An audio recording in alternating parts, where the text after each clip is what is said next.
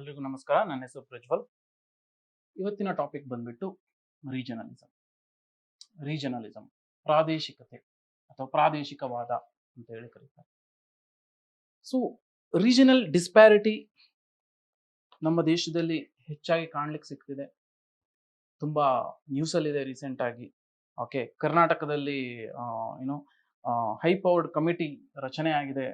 ಯಾರು ಇದರದ್ದು ಹೆಡ್ ಅಂತ ಹೇಳಿದ್ರೆ ಎಂ ಗೋವಿಂದರಾವ್.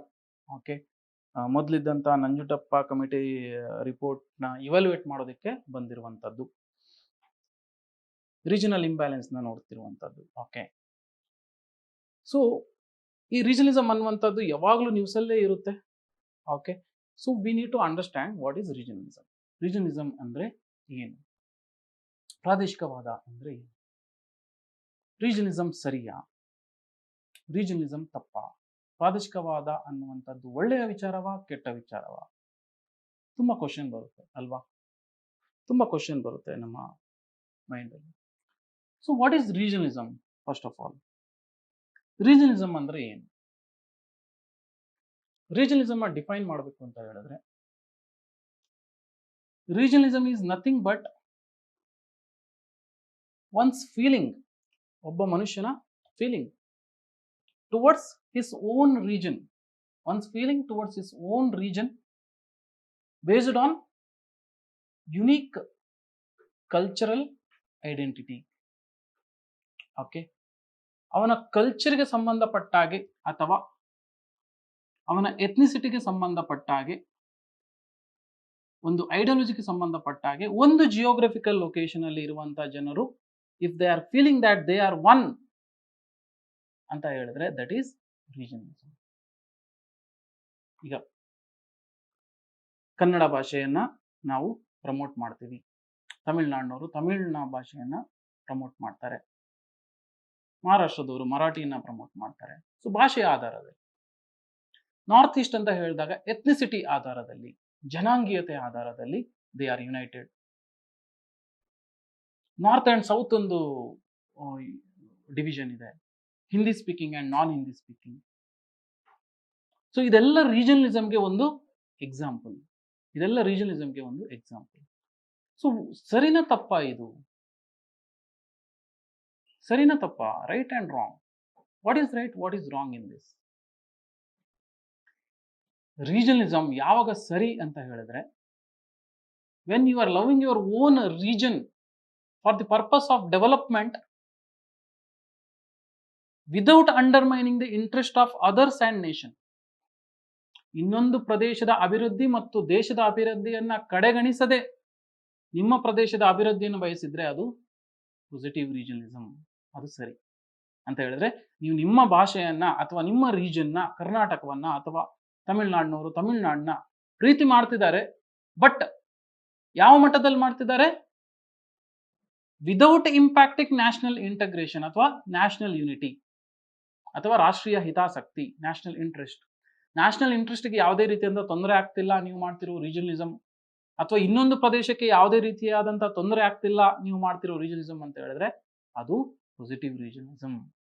ಅದರಿಂದ ಏನು ತೊಂದರೆ ಆಗೋದಿಲ್ಲ. ಬಟ್ ನೆಗೆಟಿವ್ ರೀಜನಲಿಸಮ್ ಅಂದ್ರೆ ಏನು? ಋಣಾತ್ಮಕ ಪ್ರಾದೇಶಿಕವಾದ ಅಂದ್ರೆ ಏನು?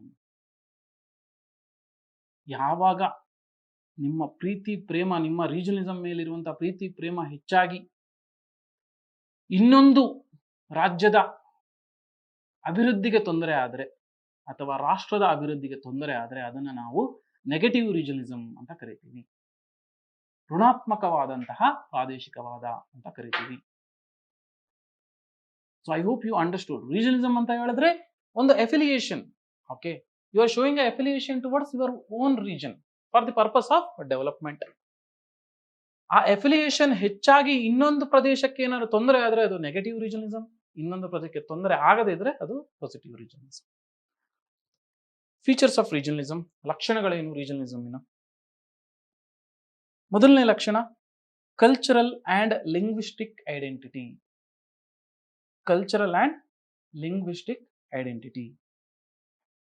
ಒಂದು ಕಲ್ಚರಲ್ ಐಡೆಂಟಿಟಿ ಇರುತ್ತೆ. ಓಕೆ, ಒಂದು ಅವರ ಸಂಸ್ಕೃತಿ ಏನಿದೆ ಒಂದೇ ತರದ ಸಂಸ್ಕೃತಿಯನ್ನ ನಡೆಸ್ತಿರ್ತಾರೆ. ಇದು ಹೆಚ್ಚಾಗಿ ಸ್ಟೇಟ್ನ ಒಳಗಡೆ ಬರುತ್ತೆ. ಯಾಕೆ ಸ್ಟೇಟ್ನ ಒಳಗಡೆ ಬರುತ್ತೆ ಅಂತ ಹೇಳಿದ್ರೆ ನಮ್ಮ ಸ್ಟೇಟ್ ಲ್ಯಾಂಗ್ವೇಜ್ನ ಆಧಾರದ ಮೇಲೆ ಡಿವಿಷನ್ ಆಗಿರುವಂಥದ್ದು. ಸೊ ಲಿಂಗ್ವಿಸ್ಟಿಕ್ ಐಡೆಂಟಿಟಿ, ಈಗ ಕರ್ನಾಟಕ ಅನ್ನುವಂಥದ್ದು ಲ್ಯಾಂಗ್ವೇಜ್ನ ಆಧಾರದ ಮೇಲೆ ಇರುವಂಥದ್ದು, ತಮಿಳುನಾಡು ಅನ್ನುವಂಥದ್ದು ಲ್ಯಾಂಗ್ವೇಜ್ನ ಆಧಾರದ ಮೇಲೆ ಇರುವಂಥದ್ದು ಲಿಂಗ್ವಿಸ್ಟಿಕ್ ಐಡೆಂಟಿಟಿ, ಭಾಷೆಯ ಒಂದು ಆಧಾರದ ಮೇಲೆ ಇರುವಂಥದ್ದು. ಎರಡನೇದು ಕಲ್ಚರಲ್ ಅಂತ ಹೇಳಿದ್ರೆ ಇಲ್ಲಿ ಸಂಸ್ಕೃತಿ. ಕರ್ನಾಟಕದ ಒಳಗೆ ಹಲವಾರು ಸಂಸ್ಕೃತಿ ಇದೆ. ನೀವು ವೆಸ್ಟರ್ನ್ ಸೈಡ್ ಹೋದ್ರೆ ತುಳು ಸಂಸ್ಕೃತಿ, ಕೋಸ್ಟಲ್ ಸಂಸ್ಕೃತಿ ಬೇರೆ, ನಾರ್ತ್ ಕರ್ನಾಟಕ ಅವ್ರದ್ದೊಂದು ಸಂಸ್ಕೃತಿ ಬೇರೆ, ಸದರ್ನ್ ಕರ್ನಾಟಕದೊಂದು ಸಂಸ್ಕೃತಿ ಬೇರೆ, ಕೆಲವೊಂದು ಟ್ರೈಬಲ್ ಸಂಸ್ಕೃತಿಗಳು ವಿದಿನ್ ದಿ ಕರ್ನಾಟಕ ಬೇರೆ ಅಲ್ವಾ. ಸೊ ಅದರ ಆಧಾರದ ಮೇಲೂ ರೀಜನಲಿಸಂ ಆಗುತ್ತೆ, ಅನ್ನುವಂಥದ್ದು. ಪೊಲಿಟಿಕಲ್ ಅಟಾನಮಿ ಮತ್ತೆ ಸ್ಟೇಟ್ಹುಡ್ ಡಿಮಾಂಡಿಗೋಸ್ಕರ ರೀಜನಲಿಸಮ್ ಆಗುತ್ತೆ. ಪೊಲಿಟಿಕಲ್ ಅಟಾನಮಿ ಮತ್ತೆ ಸ್ಟೇಟ್ಹುಡ್ ತೆಲಂಗಾಣ ಅಂಡ್ ಆಂಧ್ರ ಪ್ರದೇಶದಲ್ಲಿ ಆಗಿರುವಂತದ್ದು. That is for political autonomy. ರಾಜಕೀಯ ಹಿತಾಸಕ್ತಿಯಿಂದಾಗಿ ಸ್ಟೇಟ್ಹುಡ್ ನ ಡಿಮಾಂಡ್ ಮಾಡಿರುವಂತದ್ದು. ತೆಲಂಗಾಣ ಪ್ರದೇಶ ಬಂದಿರುವಂತದ್ದು is the best example. Okay, Bodoland in Assam, ಅವರು ಅಷ್ಟೇ ಸಪರೇಟ್ ಸ್ಟೇಟ್ಹುಡ್ ನ ಕೇಳ್ತಿದ್ದಾರೆ, ಅಸ್ಸಾಂನಲ್ಲಿರುವಂತಹ ಬೋಡೋಲ್ಯಾಂಡ್. ಸೊ ಇದೇನು ಪೊಲಿಟಿಕಲ್ ಅಂಡ್ ಸ್ಟೇಟ್ಹುಡ್ ಡಿಮಾಂಡ್ ಆಧಾರದ ಮೇಲೆ ರೀಜನಲಿಸಂ ಪ್ರಾದೇಶಿಕತೆ ಮಾಡುವಂಥದ್ದು. ಇನ್ನೊಂದು ಸಸೆಷನಿಸ್ಟ್ ಮೂವ್ಮೆಂಟ್. ಸಸೆಷನಿಸ್ಟ್ ಅಂತ ಹೇಳಿದ್ರೆ ಇವರಿಗೆ ಕಂಟ್ರಿ ಬೇಕು ಅಂತೆ ಸಪರೇಟ್. ಇಂಡಿಯಾದಲ್ಲಿ ಇರಲ್ಲ ನಾವು, ನಮಗೆ ಸಪರೇಟ್ ಕಂಟ್ರಿ ಬೇಕು ಅನ್ನುವಂಥದ್ದು. ಯೂಶುವಲ್ ಆಗಿ ಜಮ್ಮು ಕಾಶ್ಮೀರದಲ್ಲಿ ನಾವು ಕಾಣ್ತಿದ್ದೆ. Best example is Khalistan. You already know, I think. Khalistan ಅನ್ನುವಂಥದ್ದು ಓಕೆ, ಅವ್ರದ್ದೇ ಒಂದು ಕಂಟ್ರಿ ಮಾಡ್ತೀವಿ ನಾವು, ಇನ್ಕ್ಲೂಡಿಂಗ್ ಏನು ಪಾಕಿಸ್ತಾನ ಸ್ವಲ್ಪ ರೀಜನ್ ತೋರಿಸ್ತಾರೆ, ಕಂಟ್ರಿ ಮಾಡ್ತೀವಿ ಅನ್ನುವಂಥದ್ದು. ನಾಗಾಲಿಂಗ್, ಗ್ರೇಟರ್ ನಾಗಾಲಿಂಗ್, ನಾಗಾ ಟ್ರೈಬ್ಸ್ ಮಾಡುವಂಥ ರೀಜನಲಿಸಂ, ಗ್ರೇಟರ್ ನಾಗಾಲಿಂಗ್ ಅನ್ನುವಂಥ ಕಂಟ್ರಿ ಬೇಕು ನಮಗೆ ಅನ್ನುವಂಥದ್ದು. NSCN-K ಇದು ಏನು ಅದೊಂದು organisation, it's a terrorist organisation, they are asking. ಅದು secessionist movement. Regional political parties ಅವರು ರೀಜನಲಿಸಂ ಮಾಡ್ತಾರೆ based on the regional interest. Okay, regional political parties usually language based ಇರುತ್ತೆ ಅಥವಾ ಕಲ್ಚರಲ್ ಬೇಸ್ಡ್ ಇರುತ್ತೆ. ನಾವು ವೆಸ್ಟ್ ಬೆಂಗಾಲಿಗೆ ಹೋದಾಗ ಕಲ್ಚರಲ್ ಬೇಸ್ಡ್ ಅಲ್ಲಿ ಇರುತ್ತೆ, ಬೆಂಗಾಲಿ ಕಲ್ಚರ್ ಬೇಸ್ಡ್ ಅಲ್ಲಿ ಇರುತ್ತೆ. ಓಕೆ, ಕೆಲವೊಮ್ಮೆ ಭಾಷೆ ಆಧಾರದಲ್ಲಿ ಇರುತ್ತೆ ಅಥವಾ ದ್ರಾವಿಡನ್ ಕಲ್ಚರ್ ಆಧಾರದಲ್ಲಿ ಇರುತ್ತೆ ಅಲ್ವಾ. ಸೊ ಅದನ್ನು ನಾವು political parties, regional political parties ಮಾಡುವಂಥ ರೀಜನಲಿಸಂ ಅಂತ ಹೇಳ್ಬೋದು. Then movement for greater autonomy. Okay, greater autonomy, ಇವ್ರಿಗೆ ಗ್ರೇಟರ್ ಅಟಾನಮಿ ಬೇಕು. ಅವ್ರಿಗೇನು ಸಪರೇಟ್ ಸ್ಟೇಟ್ ಬೇಡ ಅಥವಾ ಸಪರೇಟ್ ಕಂಟ್ರಿ ಏನು ಬೇಡ. ಸಪರೇಟ್ ಸ್ಟೇಟ್ ಬೇಕಾದಾಗ ಸ್ಟೇಟ್ಹುಡ್ ನ ಕೇಳ್ತಾರೆ. ಅಟಾನಮಿ ಅಂತ ಹೇಳಿದ್ರೆ ನಮಗೆ ಈಗ ಫಾರ್ ಎಕ್ಸಾಂಪಲ್ ಗೂರ್ಖಾಲ್ಯಾಂಡ್, ಅವ್ರಿಗೆ ಸಪರೇಟ್ ಅಟಾನಮಿ ಬೇಕು ವಿದಿನ್ ವೆಸ್ಟ್ ಬೆಂಗಾಲ್ ಅನ್ನುವಂಥದ್ದು. ಅಂದ್ರೆ ಈಗ ಆರ್ಟಿಕಲ್ 371 ನಲ್ಲಿ ಈಗ ಇರುವಂತಹ ಇದೇನು ಈಗ ಜೆ ಇದೆ, ಆರ್ಟಿಕಲ್ 371J, ಆ ಥರ ಅವರಿಗೆ ಸ್ಪೆಷಲ್ ಅಟಾನಮಿ ಬೇಕು ಅನ್ನುವಂಥದ್ದನ್ನ ಕೇಳುವಂಥದ್ದು. Okay, so movement for greater autonomy. So ಇದರ ಅಡ್ವಾಂಟೇಜಸ್ ಏನು? ರೀಜನಲಿಸಂನ ಅಡ್ವಾಂಟೇಜಸ್ ಏನು? ಅಡ್ವಾಂಟೇಜಸ್ ಯಾವಾಗ ಆಗುತ್ತೆ? When you are doing positive regionalism. ನೆನ್ಪಿಟ್ಕೊಳ್ಳಿ, ಧನಾತ್ಮಕ ಪ್ರಾದೇಶಿಕವಾದ ಮಾಡಿದಾಗ ಅಡ್ವಾಂಟೇಜಸ್ ಆಗುತ್ತೆ, ಋಣಾತ್ಮಕ ಪ್ರಾದೇಶಿಕವಾದ ಮಾಡಿದ್ರೆ ಡಿಸ್ಅಡ್ವಾಂಟೇಜಸ್ ಆಗುತ್ತೆ. ವೆರಿ ಸಿಂಪಲ್ ಅಲ್ವಾ. So preservation of cultural identity preservation ಆಗುತ್ತೆ. ಕನ್ನಡವನ್ನ ಉಳಿಸ್ಬೋದು, ಲ್ಯಾಂಗ್ವೇಜ್ನ ಉಳಿಸ್ಬೋದು, ಸಂಸ್ಕೃತಿಯನ್ನ ಉಳಿಸ್ಬೋದು, ಎಥ್ನಿಸಿಟಿಯನ್ನ ಉಳಿಸ್ಬೋದು. ದೆನ್ ಅದು first one. Second one, local autonomy and better governance. ಒಂದು ಒಳ್ಳೆಯ ಗವರ್ನೆನ್ಸ್ ನ ಕೊಡಬಹುದು ಅಟಾನಮಿ ಸಿಕ್ಕಿದಾಗ. Best example is Telangana. Andhra Pradesh Telangana ಒಟ್ಟಿಗಿದ್ದಾಗ ಏನಾಗ್ತಿತ್ತು? ತೆಲಂಗಾಣವನ್ನು ಕಡೆಗಣಿಸಲಾಗ್ತಿತ್ತು. ಅಟಾನಮಿ ಸಿಕ್ತು, ಗುಡ್ ಗವರ್ನೆನ್ಸ್. ಹೈದರಾಬಾದ್ ಕರ್ನಾಟಕ ಅಲ್ವಾ, ಈಗ ಸಪರೇಟ್ ಸ್ಪೆಷಲ್ ಸ್ಟೇಟಸ್ ಸಿಕ್ಕಿದೆ ಅಲ್ವಾ 371J ಯಲ್ಲಿ. ಸೊ ಡೆವಲಪ್ಮೆಂಟ್ ಆಗ್ತಿದೆ. So that is what local autonomy ಮತ್ತೆ ಬೆಟರ್ ಗವರ್ನೆನ್ಸ್ ಸಿಗುತ್ತೆ ಅನ್ನುವಂಥದ್ದು. ಮೂರನೇದು, economic development of under developed region. Again example HK region ನಾವು ಯೂಸ್ ಮಾಡ್ಬೋದು. ಓಕೆ, ಡೆವಲಪ್ಮೆಂಟ್ಗೆ ಮಾಡುವಂಥದ್ದು. ವಿದರ್ಭದವರು ಕೇಳ್ತಾರೆ, ಸೌರಾಷ್ಟ್ರದವರು ಏನೋ ಕೇಳ್ತಿದ್ದಾರೆ, ಬುಂದೇಲ್ಖಂಡ್ ರೀಜನ್, ಆಲ್ ದಿಸ್ ಇವ್ರದ್ದೆಲ್ಲ ಡೆವಲಪ್ಮೆಂಟ್ ಆಗಬೇಕು ಅಂತ ಹೇಳಿದ್ರೆ yes they have to do some kind of regionalism. ಅದು ಪಾಸಿಟಿವ್ ರೀಜನಲಿಸಮ್ ಆಗಿರಬೇಕು, ನೆಗೆಟಿವ್ ರೀಜನಲಿಸಮ್ ಅಲ್ಲ, ಪಾಸಿಟಿವ್ ರೀಜನಲಿಸಮ್ ಆಗಿರಬೇಕು. Then fourth one you can say unity in diversity. Okay, ವಿವಿಧತೆಯಲ್ಲಿ ಏಕತೆ, ಯುನಿಟಿ ಇನ್ ಡೈವರ್ಸಿಟಿ, ವಿವಿಧತೆಯಲ್ಲಿ ಏಕತೆ. ಇದು ವಿವಿಧತೆಯಲ್ಲಿ ಏಕತೆಯನ್ನು ತೋರಿಸುತ್ತೆ, ಪಾಸಿಟಿವ್ ರೀಜನಲಿಸಮ್ ಅಂತ ನೀವು ವಾದ ಮಾಡಬಹುದು. Disadvantage, yes, fragmentation of national unity, unity ಕಮ್ಮಿ ಆಗ್ತಾ ಹೋಗ್ಬೋದು. ಖಾಲಿಸ್ತಾನ್ ಮೂವ್ಮೆಂಟ್ ಇದೆ, ಮಹಾರಾಷ್ಟ್ರದಲ್ಲಿ ಸನ್ ಆಫ್ ಸಾಯಿಲ್ ಥಿಯರಿ, ಮತ್ತೆ Maharashtra Ekikaran Samiti in Karnataka has been involved in dispute with Kannadigas over border issues as some Marathi speaking people in Karnataka claim they are being oppressed. ಇದೇನಾಗುತ್ತೆ, negative ರೀಜನಲಿಸಮ್ಗೆ ಒಂದು ಕಾರಣ ಆಗುತ್ತೆ, ನೆಗೆಟಿವ್ ರೀಜನಲಿಸಮ್ಗೆ ಒಂದು ಎಕ್ಸಾಂಪಲ್ ಆಗುತ್ತೆ. ಖಾಲಿಸ್ತಾನ್ ಮೂವ್ಮೆಂಟ್ ನೆಗೆಟಿವ್ ರೀಜನಲಿಸಮ್ಗೆ ಒಂದು example. So that is the disadvantage, fragmentation of national unity. Unity in diversity ಇಲ್ಲವೂ ಇಲ್ಲ, ಯೂನಿಟಿ ಇನ್ ನಾಟ್ ಡೈವರ್ಸಿಟಿ ಆಯಿತು. ಓಕೆ, ಅದಾಗಬಾರ್ದು. That is disadvantage. Political instability ಆಗುತ್ತೆ, ಪೊಲಿಟಿಕಲ್ ಇನ್ಸ್ಟೆಬಿಲಿಟಿ. ಓಕೆ, ಪಾಲಿಟಿ ಯಾವುದ್ರ ಮೇಲೆ ಮಾಡಬೇಕು ಅಂದ್ರೆ ರಾಜಕೀಯ ಯಾವುದ್ರ ಮೇಲೆ ಮಾಡಬೇಕು, ಡೆವಲಪ್ಮೆಂಟ್ ಮೇಲೆ ಮಾಡಿರ್ಬೇಕು. ಬಟ್ ಇಂಥ ವಿಚಾರದಲ್ಲಿ ರಾಜಕೀಯ ಮಾಡಿದಾಗ ಏನಾಗುತ್ತೆ, ಡೈವರ್ಷನ್ ಆಫ್ ಫಂಡ್ ಆಗುತ್ತೆ. ಪೊಲೀಸ್ ಮೇಲೆ ಸೆಕ್ಯೂರಿಟಿ ಮೇಲೆ ಜಾಸ್ತಿ ಇನ್ವೆಸ್ಟ್ಮೆಂಟ್ ಮಾಡಬೇಕಾಗುತ್ತೆ, ನಾವು ಇಂಪೋರ್ಟ್ ಮಾಡಬೇಕಾಗುತ್ತೆ ಮಿಲಿಟರಿ ಇಕ್ವಿಪ್ಮೆಂಟ್ಸ್ ಅಲ್ವಾ. ಏನಾಗುತ್ತೆ, ಡೈವರ್ಷನ್ ಆಫ್ ಫಂಡ್ ಆಗುತ್ತೆ. We supposed to use it for health, education, skilling, but we are using for other purposes ಅಲ್ವಾ. ಸೊ ಪೊಲಿಟಿಕಲ್ ಇನ್ಸ್ಟೆಬಿಲಿಟಿನೂ ಫೇಸ್ ಆಗುತ್ತೆ, ಕಂಟಿನ್ಯೂಷನ್ ಸಿಗೋದಿಲ್ಲ ಗವರ್ನಮೆಂಟ್ ಅಲ್ಲಿ, ಫ್ರೀಕ್ವೆಂಟ್ ಆಗಿ ಗವರ್ನಮೆಂಟ್ಗಳು ಬಿದ್ದು ಹೋಗುತ್ತೆ. ಸೊ ಇದರಿಂದ ಏನಾಗುತ್ತೆ, ಇದರಿಂದ ತೊಂದರೆ ಆಗುತ್ತೆ, ಪೊಲಿಟಿಕಲ್ ಇನ್ಸ್ಟೆಬಿಲಿಟಿನ ಫೇಸ್ ಮಾಡ್ತೀವಿ. Diverting focus from national issues.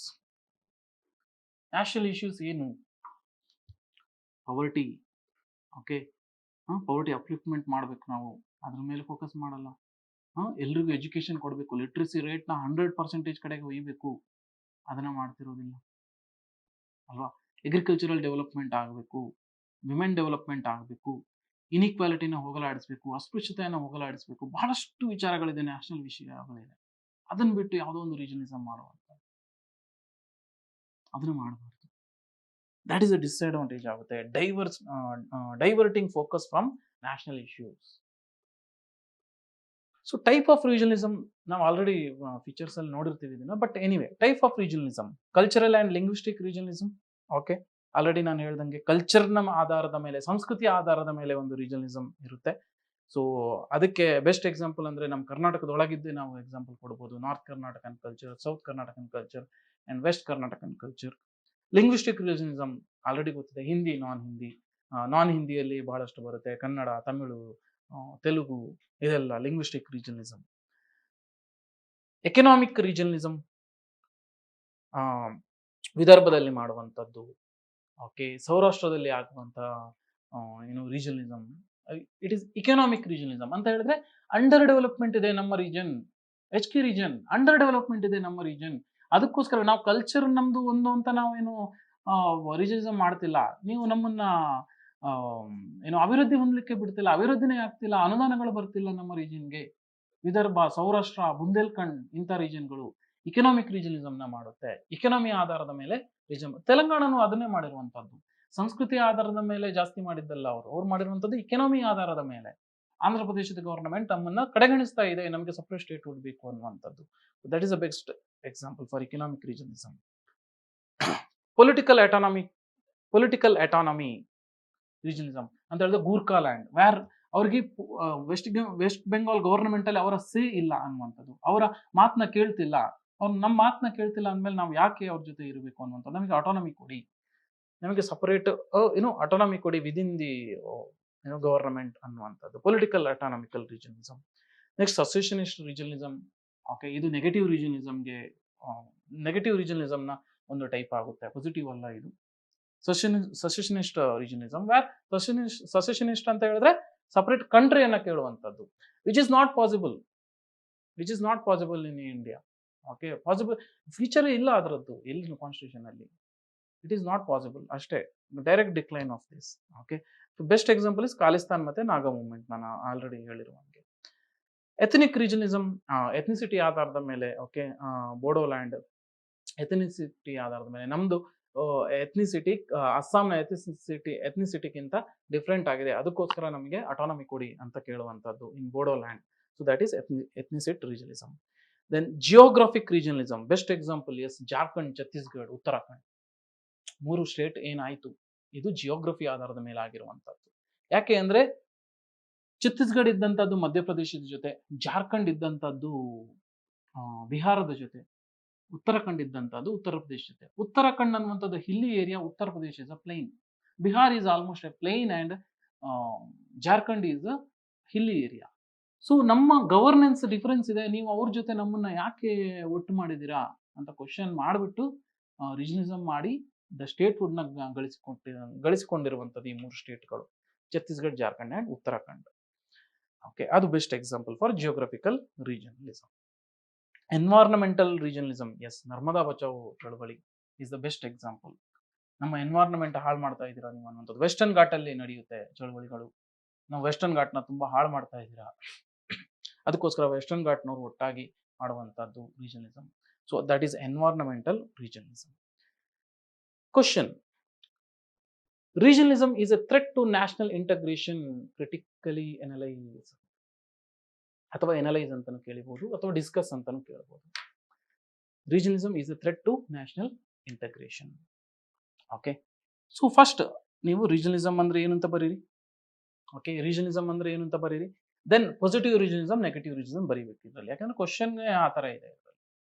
Okay, so first define regionalism, then positive regionalism ಅಂದ್ರೆ ಏನು, ನೆಗೆಟಿವ್ ರೀಜನಲಿಸಮ್ ಅಂದ್ರೆ ಏನು, ಧನಾತ್ಮಕ ಅಂದ್ರೆ ಏನು, ಋಣಾತ್ಮಕ ಅಂದ್ರೆ ಏನು ಅನ್ನುವಂಥದ್ದನ್ನ ಬರೀಬೇಕು. ಅದಕ್ಕೆ ಒಂದೊಂದು ಎಕ್ಸಾಂಪಲ್ ಕೊಡಿ. ಅದಾದ್ಮೇಲೆ ನೀವು ಈ ಡಿಮಾಂಡ್ ನ ಫುಲ್ಫಿಲ್ ಮಾಡಬೇಕು. Regionalism is a threat to national integration. So 2 part ಬರುತ್ತೆ. ಒಂದು, ಎಸ್ ಇಟ್ ಇಸ್ ಥ್ರೆಟ್. ಯಾವುದು ಥ್ರೆಟ್? ಈ ನೆಗೆಟಿವ್ ರೀಜನಲಿಸಮ್ ಏನು ಬರ್ದಿದ್ದೀರಾ, okay, that will be a threat. ಅದು ಥ್ರೆಟ್ ಫಾರ್ ರೀಜನಲಿಸಮ್. ಸೊ ಯಾವಾಗ ಥ್ರೆಟ್ ಆಗುತ್ತೆ? Already I told you, when it is regionalism is going against the national interest and other state interest. ಇನ್ನೊಂದು ರಾಜ್ಯದ ಮತ್ತು ದೇಶದ ಹಿತಾಸಕ್ತಿಯ ವಿರುದ್ಧ ಹೋದಾಗ ಅದು ಥ್ರೆಟ್ ಆಗುತ್ತೆ. ಇನ್ನೊಂದು ನೋ ಅಂತ ಬರೀರಿ. ನೋ ಅಂತ ಬರೆಯೋದು ಯಾವುದಕ್ಕೆ? ಪಾಸಿಟಿವ್ ರೀಜನಲಿಸಮ್ಗೆ. ಇನ್ನೊಂದು ಪ್ರದೇಶಕ್ಕೆ ತೊಂದರೆ ಆಗದ ಹಾಗೆ ರೀಜನಲಿಸಮ್ ಮಾಡಿದಾಗ ಅದು ತೊಂದರೆ ಆಗೋದು. ಎಕನಾಮಿಕ್ ರೀಜನಲಿಸಮ್ ಇರ್ಬೋದು, ಯಾವುದೇ ರೀಜನಲಿಸಮ್, ಯಾವುದೇ ಟೈಪ್ ರೀಜನಲಿಸಮ್ ಇರ್ಬೋದು, ಅದು ಇನ್ನೊಂದು ಪ್ರದೇಶಕ್ಕೆ ತೊಂದರೆ ಆಗ್ತಿದೆ ಅಂತ ಹೇಳಿದ್ರೆ ನೆಗೆಟಿವ್ ಆಯ್ತು. ಪಾಸಿಟಿವ್ ಯಾವುದು? ಅದರಲ್ಲಿ ಕಂಪ್ಲೀಟ್ ಆಗಿ ನೆಗೆಟಿವ್ ಇರುವಂತದ್ದು ಸಸೆಷನಿಸ್ಟ್, ಅದು ಒಂದೇ. Secessionist is complete negative. You cannot defend it as a positive, ಸಾಧ್ಯನೇ ಇಲ್ಲ.